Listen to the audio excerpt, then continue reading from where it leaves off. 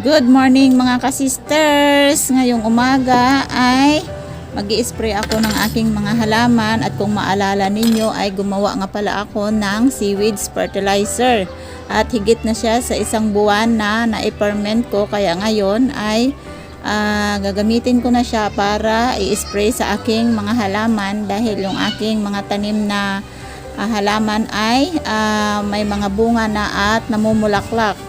At kailangan itong seaweed fertilizer dahil nakakatulong ito para magkaroon ng maraming bulaklak at maraming bunga yung ating mga tanim. Ang sukat nga pala na ginagawa ko dito ay sa 1.5 liters na tubig ay may 2 kutsara akong ginagamit na seaweed fertilizer o higit pa, dahil sa 1 litrong tubig na ito ay dapat 2 kutsara lang. Dahil ang ginamit kong tubig ay 1.5, kaya pinasobrahan ko siya sa 2 kutsara. At sa pag-i-spray ko pala ay maagang-maaga pa, kailangan ma-spray na siya, o kundi kaya ay yung hapon na, yung wala ng sikat ng araw.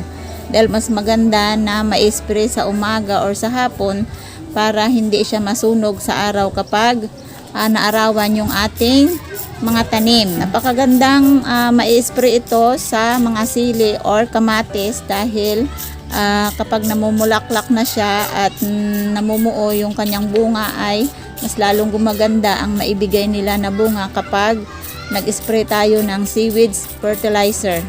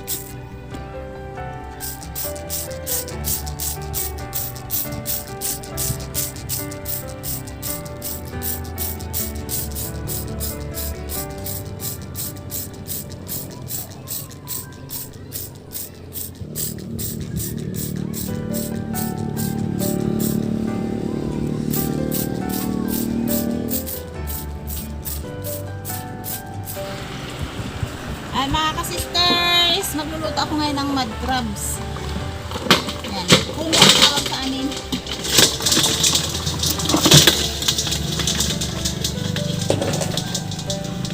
Ito ay pinasuka ko na ng ilang araw, tapos lulutuin ko siya ngayon. Yan, lagyan natin ng yelo para malinisan natin siya mabuti. Ilagyan daw ng yelo, natutulog daw ito. Try natin, diluhan.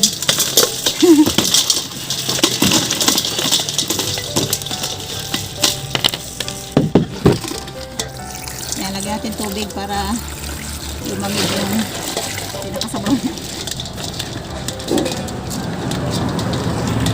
So ayan mga ka-sisters, habang pinapatulog natin yung ating crabs, mud crabs, ay maghimay muna tayo ng bawang. Para matagal-tagal ang tulog ng mud crabs, mahimbing ang tulog nila. Ayan, tulog ang mga mud crabs sa yelo, nakapalamig. Ibang mundo nila ngayon, sa malamig sila na lugar. Samantalang kami ay nakakaramdam kami ng init. Sobrang init na dito.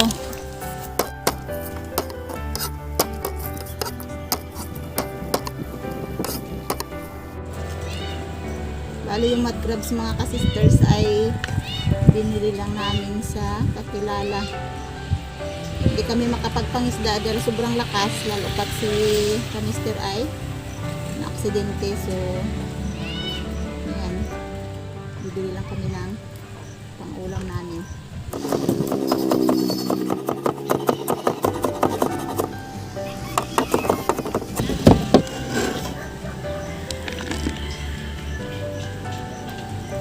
tulog baga siya ay parang nakakatakot pa rin.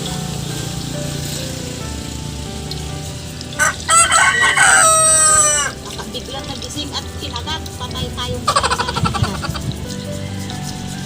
Yung toothbrush na ginagamit ko ay para talaga doon sa mga crabs. Dahil lagi kami nagluluto dito yung mga alimasan. So, para talaga alimasan.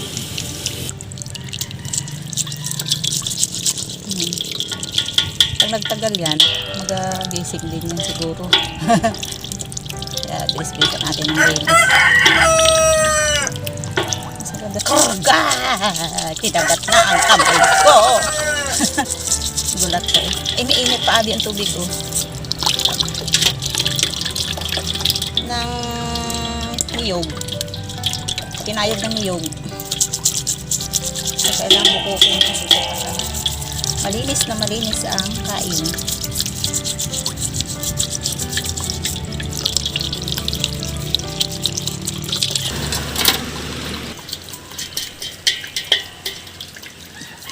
Natin ng yelo baka mabuhay. Lagay natin ang yelo dyan. Nagagalaw na nga. Nagagalaw-galaw na.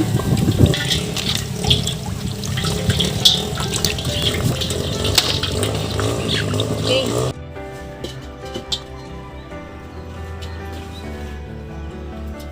Gamit tayo ng butter.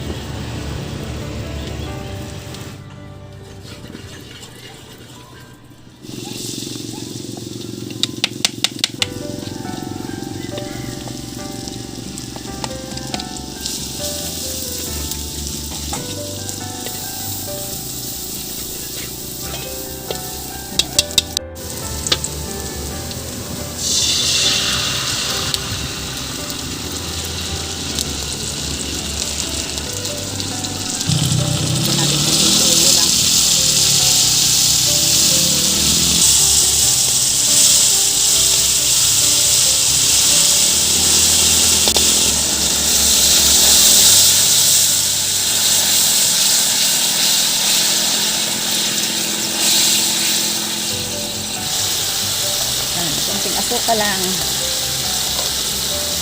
Ating oyster sauce. Dagdagan ko pa. Hindi na kasi ako maglagay ng asin.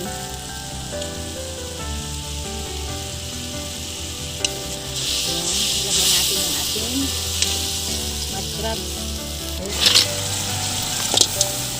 Kanina na malamig na naman mainit. Mainit. Pasma ang inabot ng ating crabs. Yun ay kasama sa buhay ng mga kinakain yan. Nilikha sila para kainin ng tao. Haluin muna natin.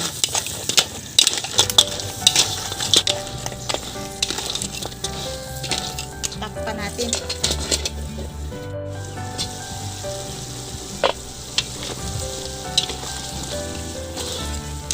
May taba. May taba. Tumabas yung taba ng crabs. Sunog ang ating mukha. Dati pa namang sunog na.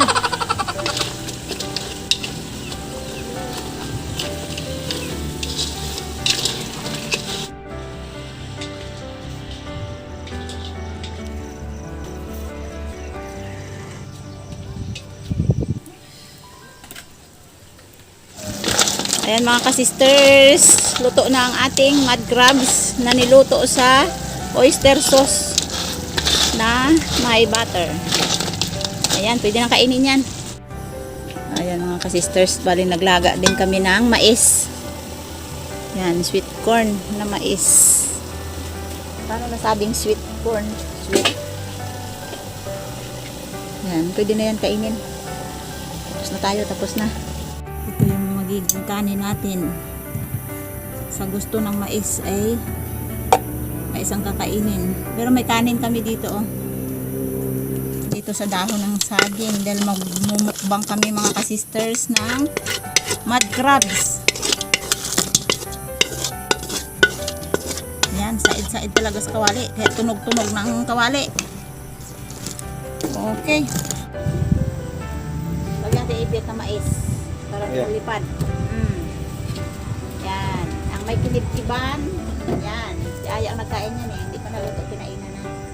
So ayan mga ka-sisters, ay tapos na akong magluto at magmumukbang kami ng mud crabs. Ayan. Tapos may mais na binili din. Puro bili ito mga ka-sisters kasi sobrang malakas pa dito sa amin at hindi kami makapaglambat kapag imbis na sa dagat.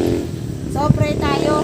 Thank you Lord sa maraming pagpapala. Salamat sa kanilang kagiinan. Salamat sa buhay at kalakasan in Jesus name. Amen. Kain! Yan. Mukbang ng mud crabs. Yan. Pero may kanin. Parang ano din. Kasi ako gusto ko magpapak lang. Dahil papunta ito sa gabi. Hindi na ako naglagay ng asin sa mud crabs kasi yung nilagay natin na oyster sauce ay timplado na. Tingnan ko basko pa na.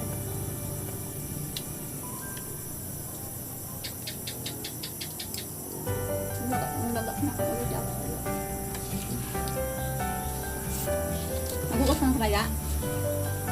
Ito ano? Hugas ng kamay.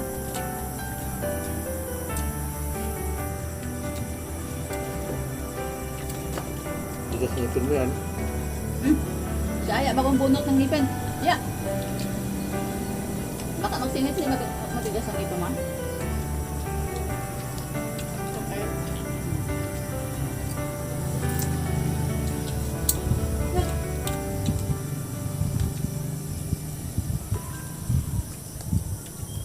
Dito kami sa rooftop. Kumakain. Kitang-kita yung mga dumadaan sa kalsada na ano, mga sasakyan.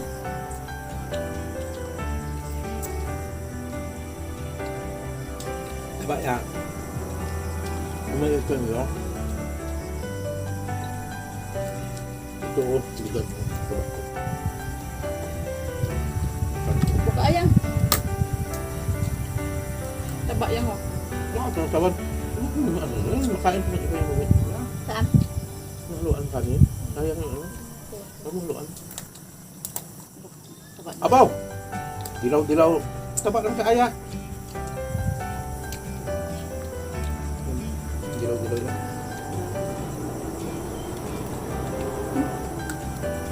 Tiga. Matigas, matigas talaga. Abang, pamulpong ka na. Umayak na. Yung mud crabs ay mas gusto ko ito kaysa blue crabs. Kasi yung ano, yung taba nito ang gusto ko.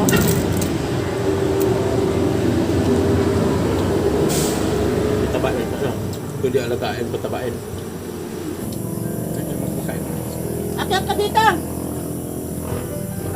Bilog ko. Ha? Bilog na. Ayun. Huwag tapos ang may dali mo na ito. Ayun mga sisters, babay na. Nagkunti na yung aming mud crabs dahil magbigay nga ako kay ano, kay Eric. Ayun, bye-bye!